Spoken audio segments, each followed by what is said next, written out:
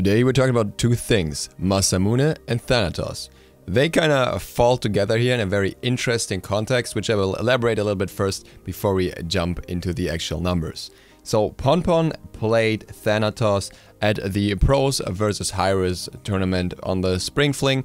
And while that in itself was nothing all too new, because Ponpon is known for playing Thanatos a lot and really well, we saw a very interesting build coming out from him.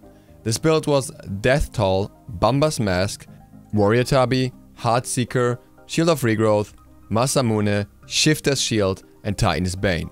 Now one of these is not like the other, actually two of these are. And that's Masamune and Shifter's Shield in this context. Masamune is an item that is usually, well, looked down upon most of the time. The stats are as follows for those of you who don't remember. It costs 2,500 gold, is basically in the katana tree, has 50 physical power, plus 100 extra health, plus 10% movement speed, and for each enemy guard within 55 units of you, you gain a stacking buff that provides 7 magical protection and 7 physical protection. This stacks up to 5 times. I personally have discredited Masamune as an item in the past, and I will continue to do so in most situations. I don't think that Masamune is good for most characters. Many characters make better use out of Heartseeker, many characters make better use out of Stone-Cutting Sword, and for most characters I see no purpose in getting Masamune over either of those or other items that fit them better. Why is that so? Masamune is kind of expensive, but the price is not the main point here, because it has a decent amount of different stats. It has physical power, which in itself is not a bad stat. It has health, which in itself is not a bad stat. And it has movement speed, which in itself is not a bad stat. The problem is the synergy between those stats. Yeah, health is nice, but most damagey characters are not focused on health items. They're more looking for the additional effects. So while we see Shield of Regrowth on Thana a lot, it's more because of the cooldown reduction, because of the passive, and the health is not the core essential part of why you're getting it, while it is a nice bonus. With Masamune, it's different. The movement speed obviously helps and the power helps, and as such, in that regard, the item is the same as Heartseeker would be or as Stone-Cutting Sword would be. The difference between those items is that the other two options offer you some sort of penetration or protection reduction. And that is very important for damage dealing characters. If you want to deal a lot of damage, you don't only need power, because power is just there for your scalings, but you also need penetration, which is there for the base damage of your abilities and also helps with the basics, obviously, against anyone who has got a little bit of protection. And especially flat penetration is pretty much important against any character in the game. So you have health, but no pen. And that makes this item, well, at least not ideal for most assassins. At the same time, warriors don't really benefit from power all too much. They don't really look to build pure power items. They look to build more defensive ZDR-oriented items, or if anything, percentage pen. So it's an awkward spot between the two, and what are you gonna do? Enter Thanatos. Because Thanatos, different from other gods, actually gets the penetration for free.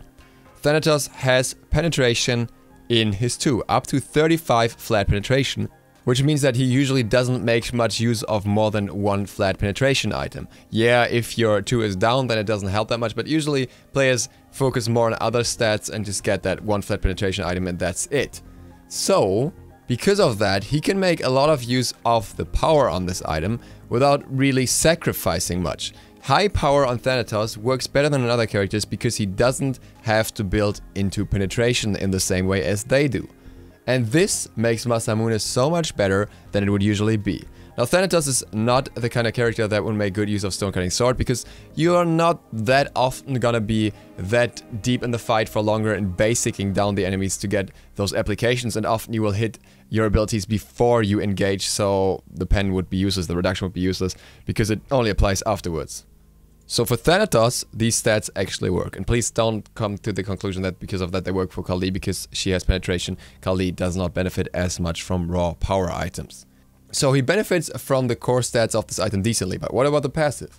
Now the passive obviously gives you extra protections the more enemies are around you, and that is not too bad for Thana. Obviously early on you're looking for single target picks, and that's why you're not building this item that early, because with single target picks the passive is pretty much laughable, 7 protections.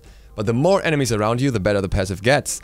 And Thanatos will often be a secondary initiator in late game teamfights with his ultimate. If he doesn't use it to, well, kill off a target or take down the tank, then this is a very good purpose for him in the late game, where he otherwise can, you know, kind of lose his purpose, or at least used to in previous seasons.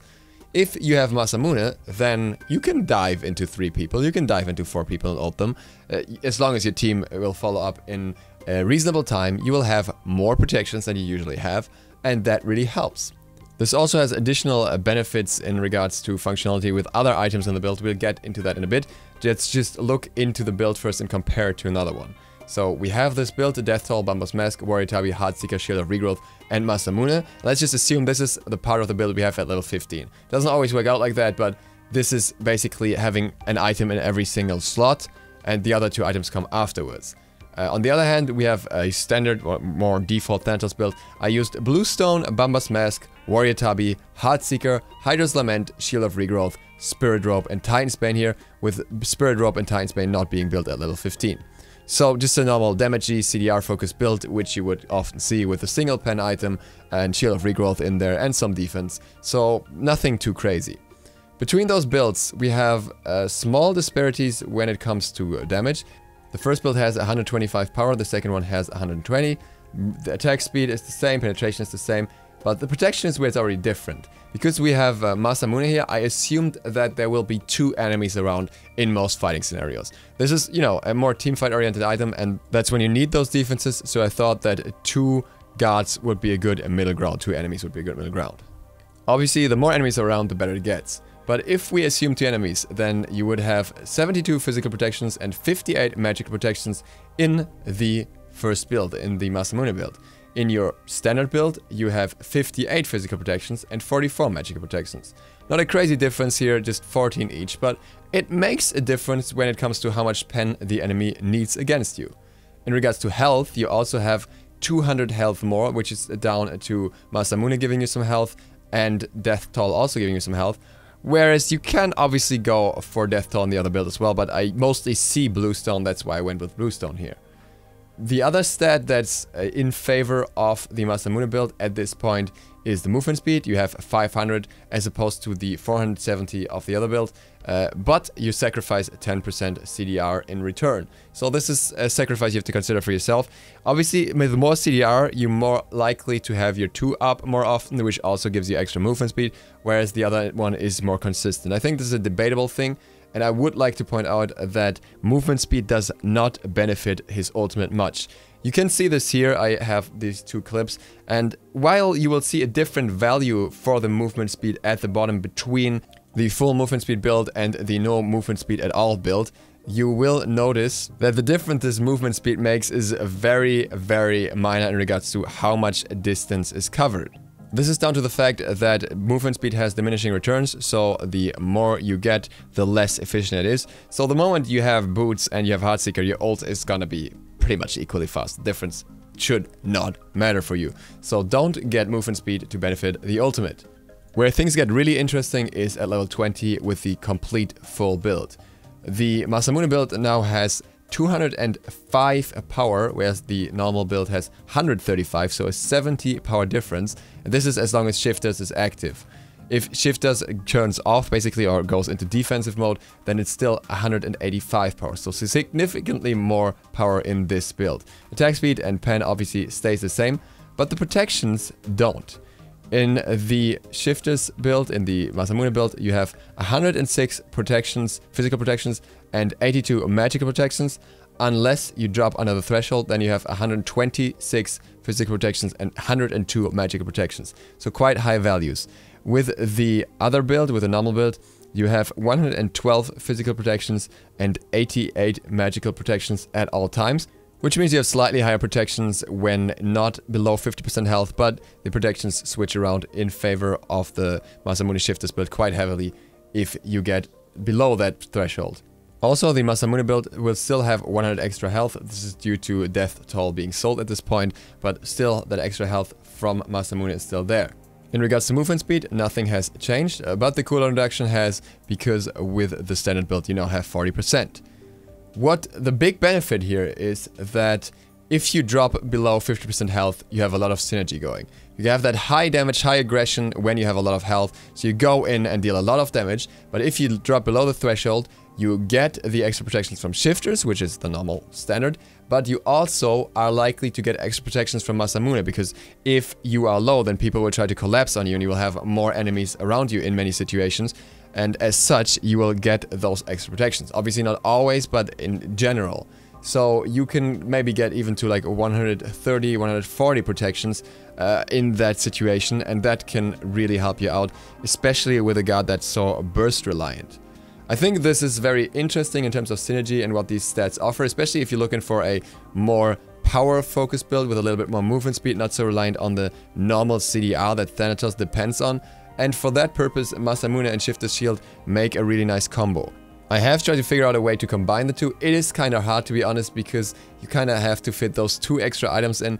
If there's any item I would ditch, it's probably HiRez for Masamune, but then you don't get the extra benefit from Shifters unless you want to ditch Spirit Rope as well, which kind of leaves you at the build you had beforehand. So it's a decision worth making, something worth considering. Maybe sometimes you won't need Titan's Bane, rare situations, but maybe a possibility. Or you think the extra damage from Heartseeker is not that important late game, which could also happen, and you can go for a more bruiser-oriented build, more tanky build. So there are a few things that you can consider. I thought that HiRezPonpon has a really interesting new approach on how to utilize this item and how to make use of it on Thanatos, and as such, I thought I would like to share this with you. I hope this was interesting, hope this was insightful. Thank you guys for watching. If you haven't clicked the subscribe or the bell yet, I would much appreciate if you do that. It really helps me out. See you for the next one tomorrow. Duke Sloth, out.